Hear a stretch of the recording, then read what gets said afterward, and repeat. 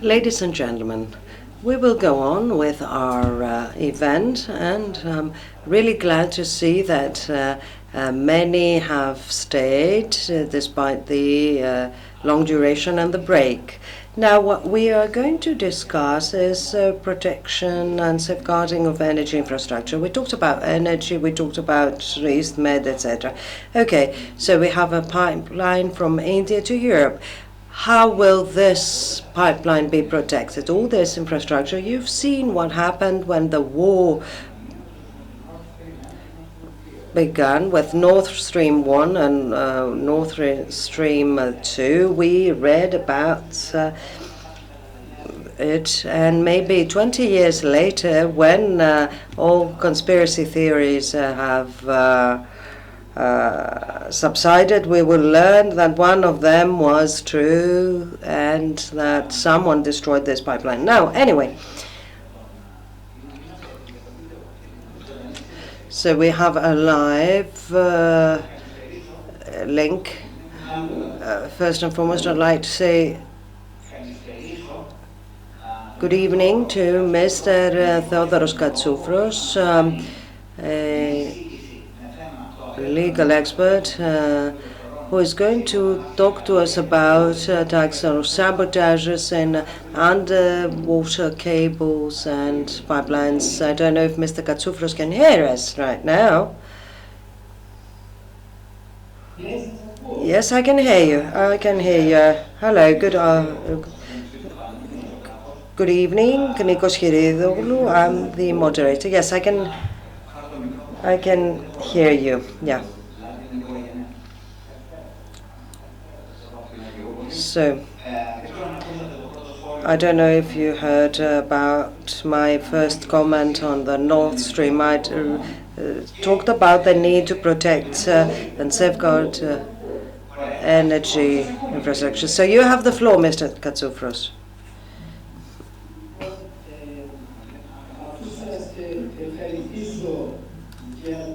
So, after thanking you for this honorary invitation to be one of the speakers in the second panel, I will directly enter the subject of my own presentation on the uncertain legal status of attacks or sabotages and underwater cables or pipelines. So I'll borrow a description of a journalist, Tipi Pouliou. Let me share with you his comments in English. Beneath the ocean's surface, hidden from you, lies a global nervous system. Thousands of miles of armored cables carry internet traffic, financial transactions, and military communications between continents. I remind you that approximately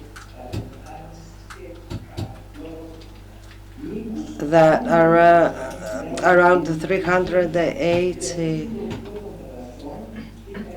undersea cables cross the bottom of the seas. This is important. Unfortunately, the connection is very poor. We lost connection.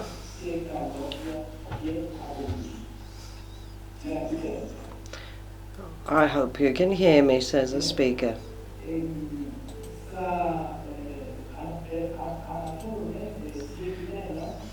Specifically,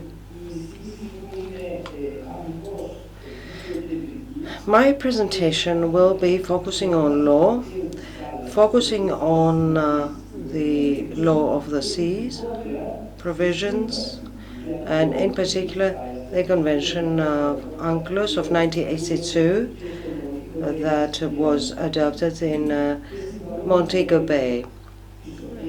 The contracting parties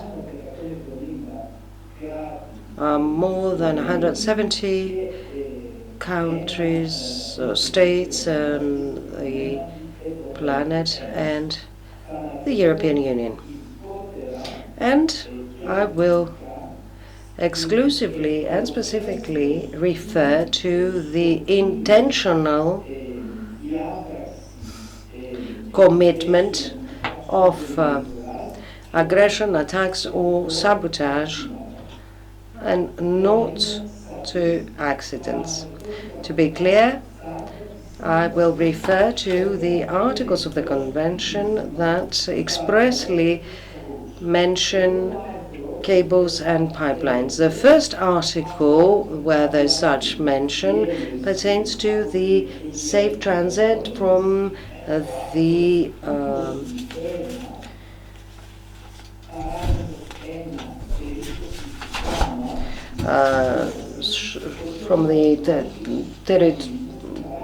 territorial sea, and it has to do with the safe transit. This article, Article 21 that is, allows for the state to establish rules and regulations and laws that pertain to the protection and safeguarding of cables and pipelines. Then there's express mention of cables and pipelines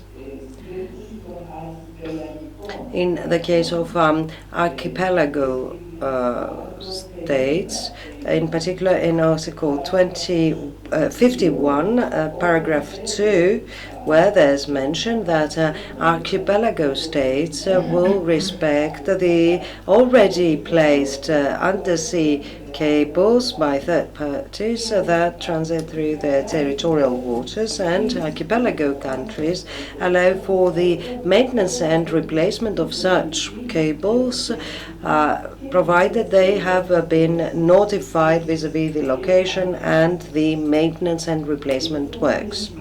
Now, however, what is important for Greece, which is a contracting party, is Article 58, paragraph 1,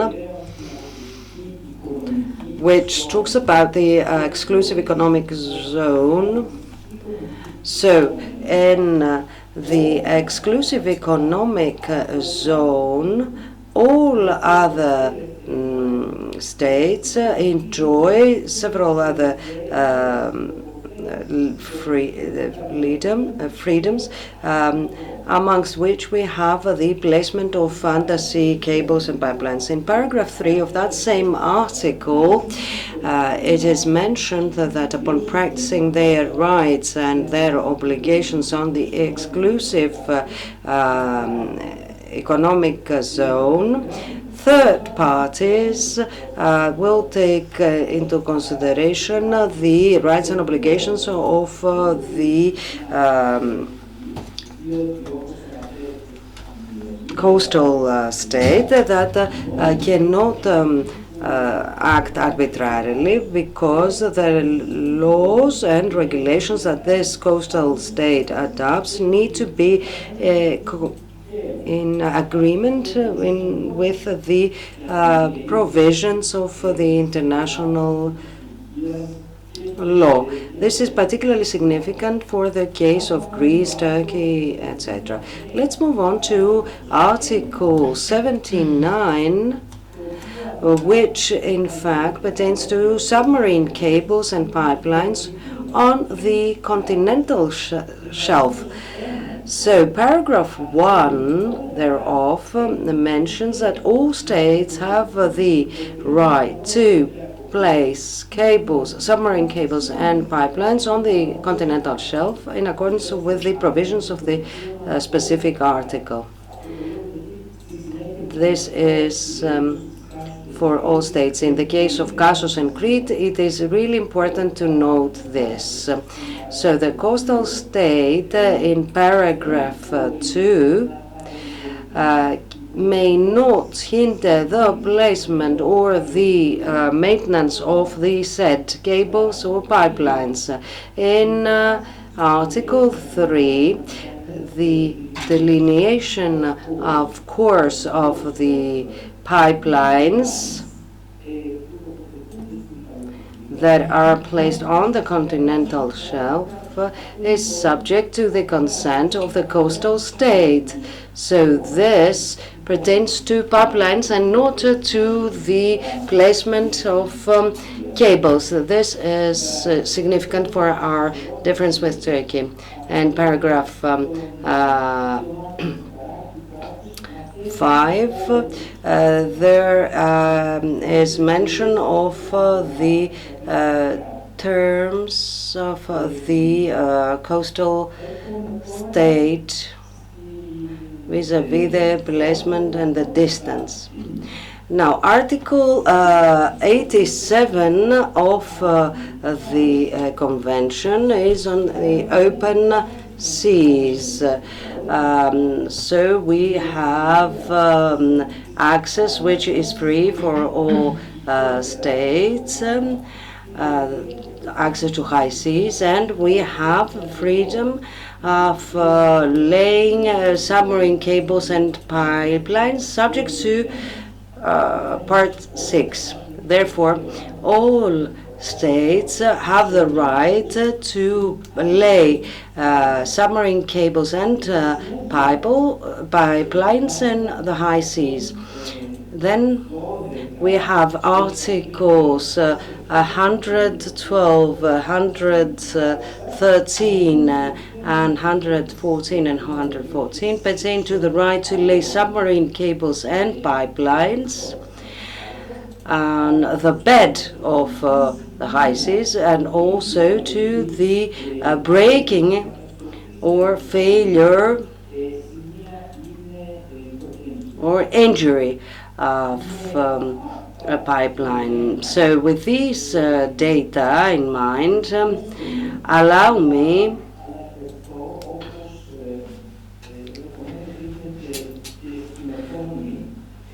to mention points 5 and 6 of my presentation, which you might share, according to which the legal framework does not fully cover the conditions and circumstances of laying out cables and pipelines. In today's conjuncture, the protection of marine environment, the technological leaps, the energy needs vis-à-vis pipelines, and the explosion in Big Bang in communication vis-à-vis cables lead to the acceptance that similar provisions or relevant provisions by the Convention do not provide us with convincing answers.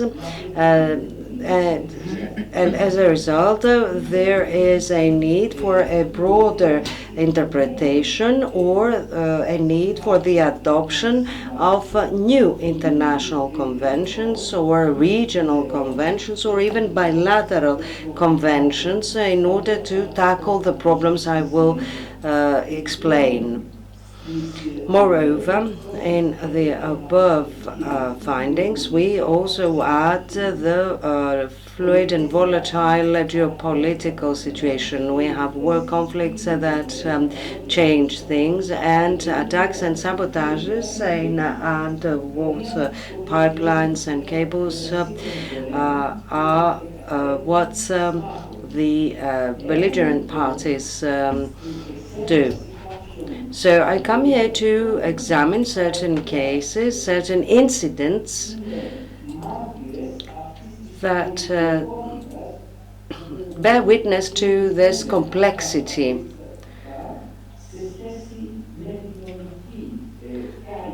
Vis-à-vis the legal viewing and interpretation and the potential solutions in the case of attacks or sabotages.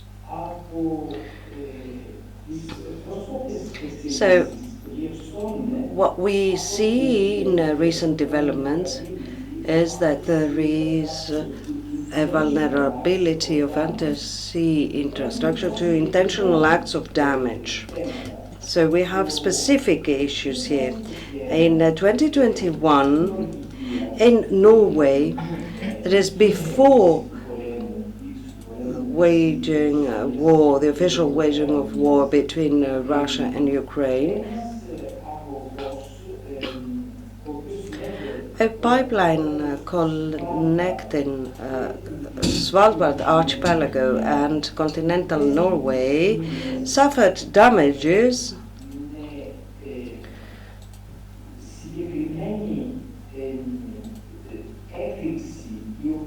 There was an explosion that affected big parts of the fiber optics cable, which was removed. And Norwegian authorities found the segment that was cut on the bed of the Norwegian exclusive economic zone, many kilometers away from that incident. In January 2022, there was a new sabotage of yet another cable connecting the Svalbard archipelago to continental Norway. In 2022, which is more widely known, we had the Nord Stream incident, where we had segments of pipelines 1 and 2 for the transfer of natural gas from Russia to Germany through the Baltic Sea, where we had explosions within the exclusive economic zone of Denmark and Sweden. The Danish Prime Minister and the Swedish Prime Minister clarified that the sabotage found by their competent authorities was not an attack against Denmark or Sweden, given that these took place outside the territorial waters, and this incident took place in international waters. Therefore, there was no point in identifying those who were responsible for this specific sabotage. A third case is the one pertaining to the cable connecting Finland to Estonia, or rather, corrects the speaker, the natural gas pipeline connecting these two.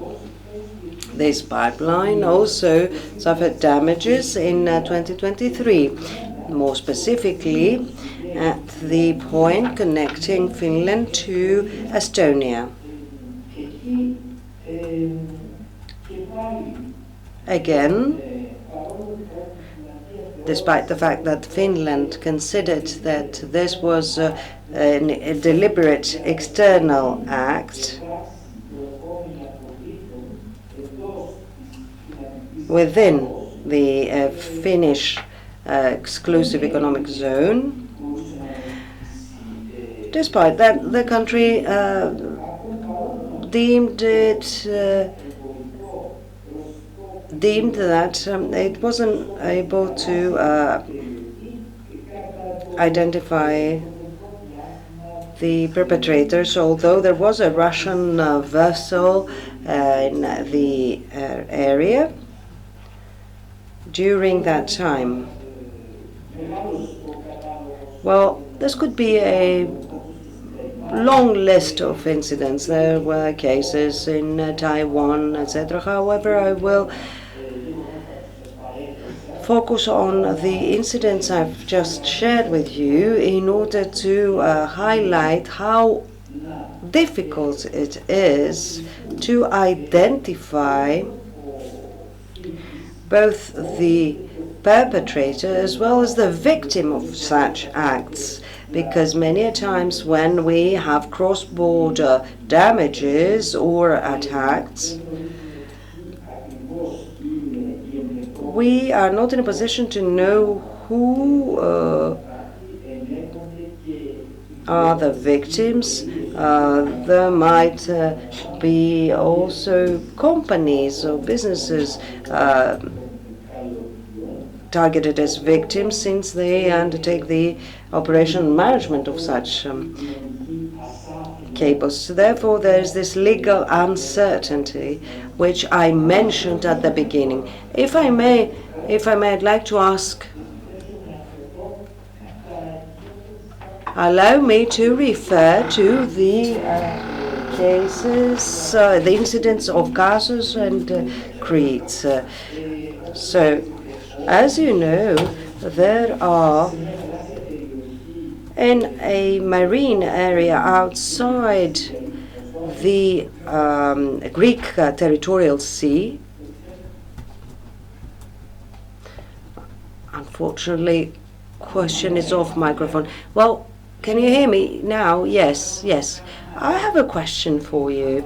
Since we've been talking and we've been listening to you, you share with us the incidents that were not to public. So there has been, for instance, an attack against the pipeline, and there are indications for some perpetrators. Since we talk about an uncertain legal status, what happens when following an attack on a pipeline? What happens with the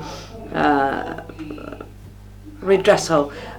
Let's, for instance, say that tomorrow Russia decides to move against someone to destroy, to cause damages to Nord Stream, or Germany, much more than Russia.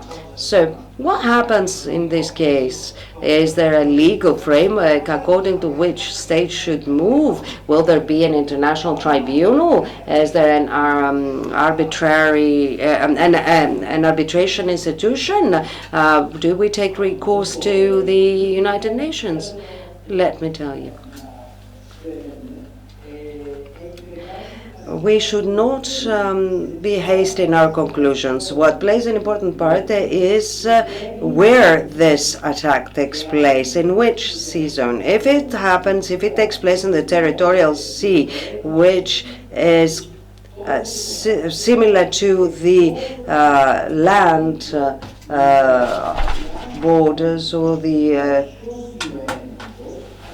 coast, then if there are if there is evidence which is conclusive, because you know it's very difficult to have conclusive evidence because there are proxies, there are private bodies, private entities, etc. So we do have such issues that need to be solved.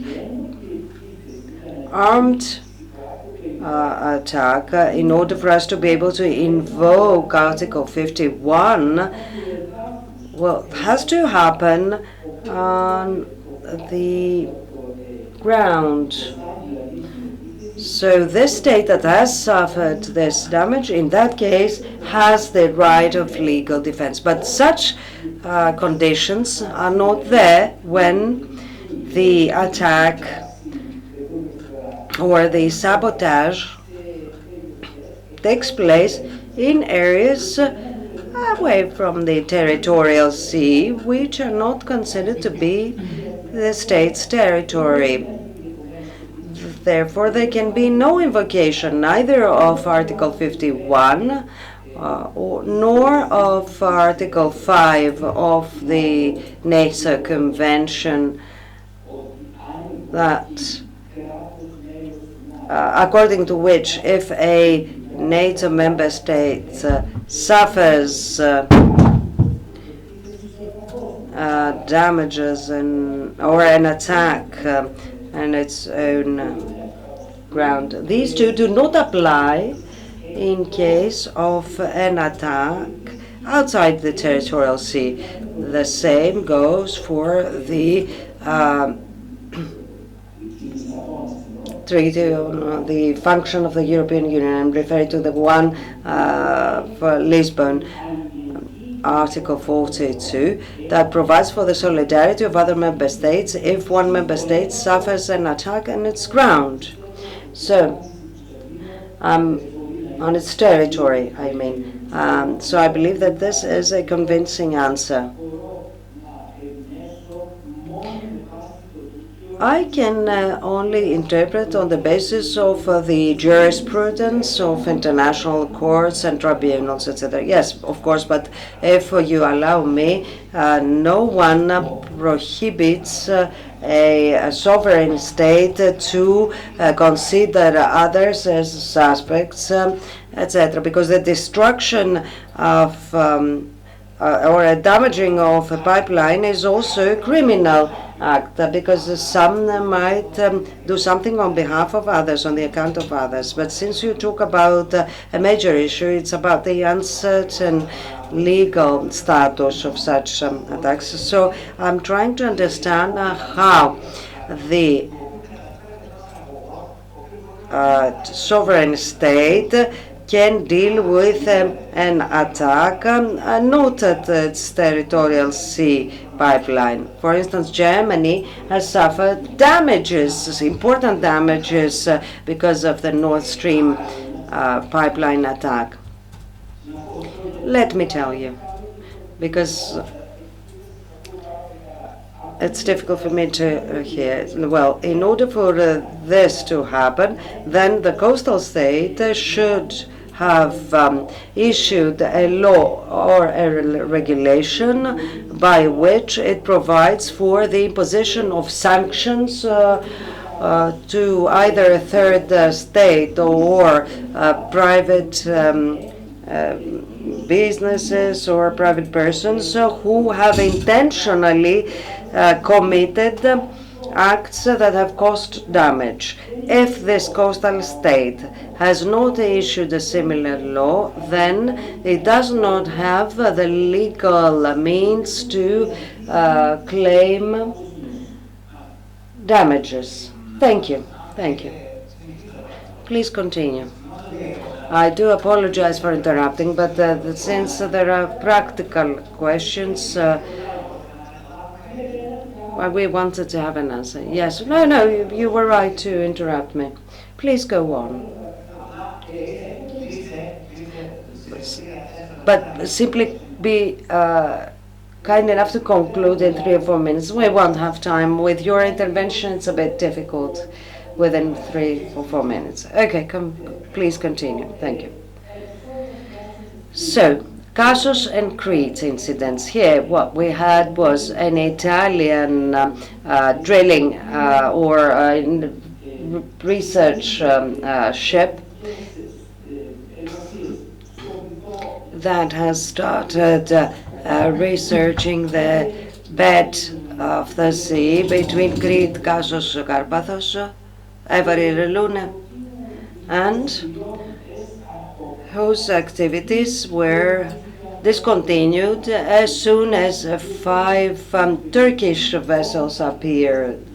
Turkey claims that the region belongs to its own continental shelf, following negotiations where we don't know how true this incident description is. Well, the minister said that the project was completed and then the vessel withdrew following a communication between Greece and Turkey. We avoided further worsening of the situation. What I can tell you is that Turkey claims that this area is within its own continental shelf. This is a unilateral claim, and it's not a right in its own, because when there is no delineation of a continental shelf or of an exclusive economic zone between 2 states following an agreement,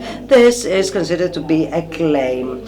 So, for Turkey to say that it is its own continental shelf, this belongs to the Turkish imagery.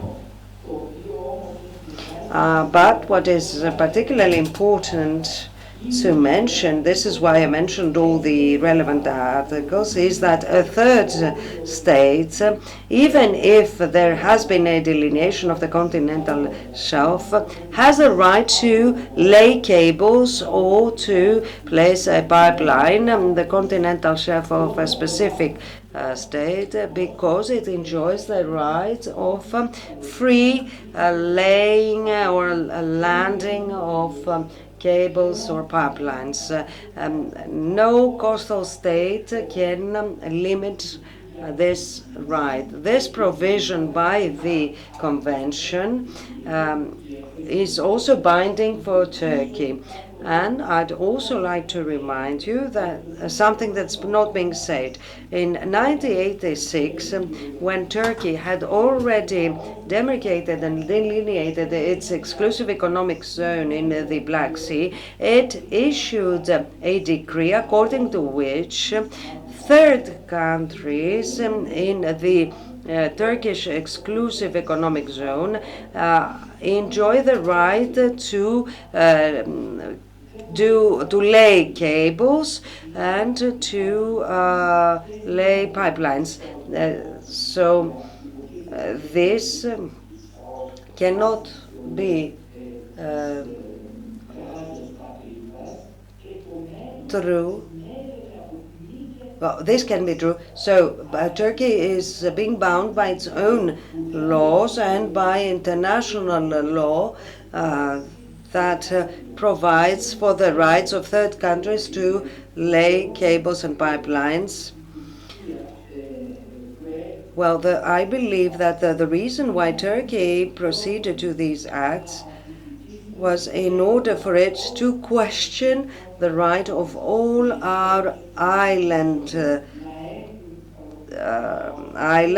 to have a continental shelf and an exclusive economic zone beyond the 6 miles of the territorial sea, and secondly to entrap us in order for us to acknowledge the Turkish-Libyan memorandum, which is considered by most invalid.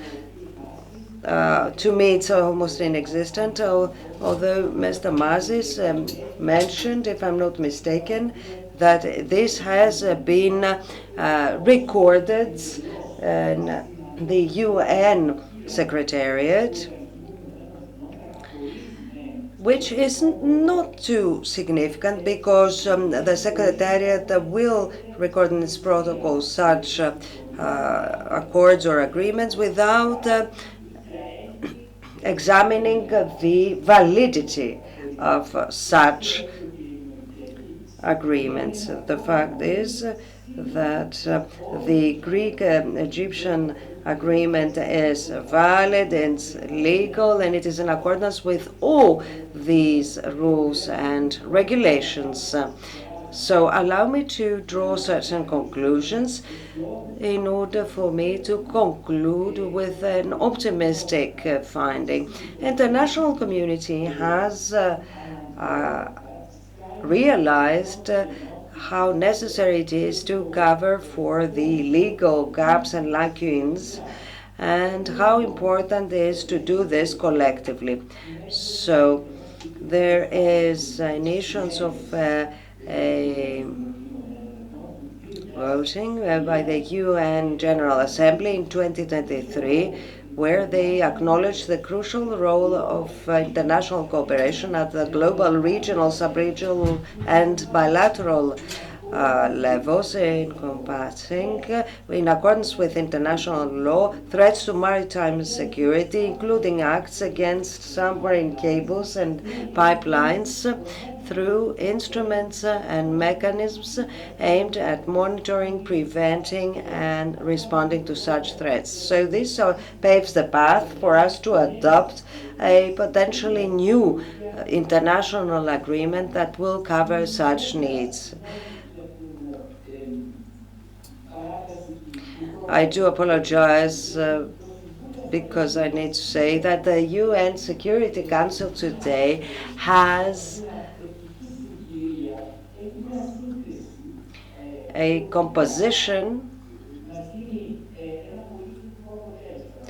that allows us to have a very positive result. The 5 permanent member states are framed by 5 non-permanent states, amongst which we have Greece, Denmark, Somalia, Panama and Pakistan. As naval countries, all of them, all 10 of them, with their global presence and their huge experience on issues of sea and security.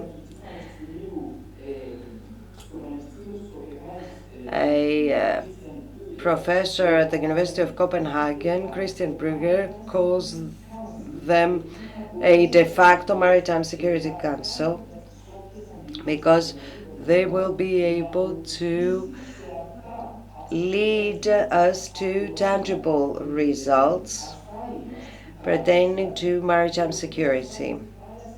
Maritime security is the main legal framework for the cases of cables and pipelines. Aside from that, we also have the EU, the European Union,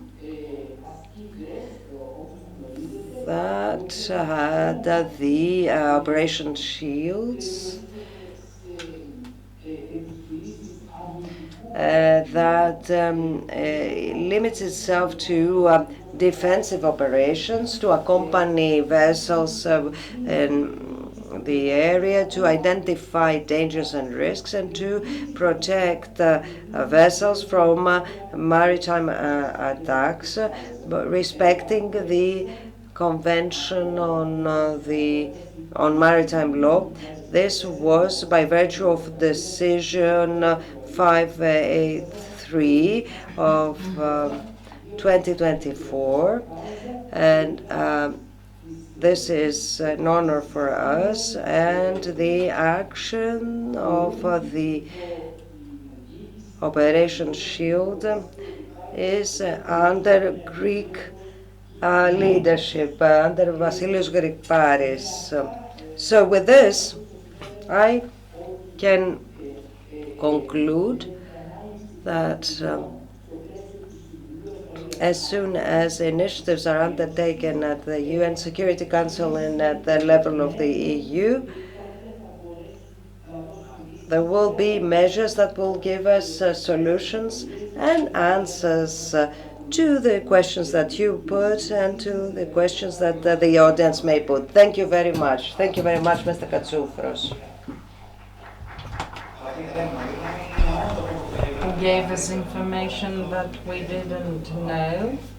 It is indeed an uncertain environment in terms of attacks and sabotage, because you see, we are waiting to see what will happen.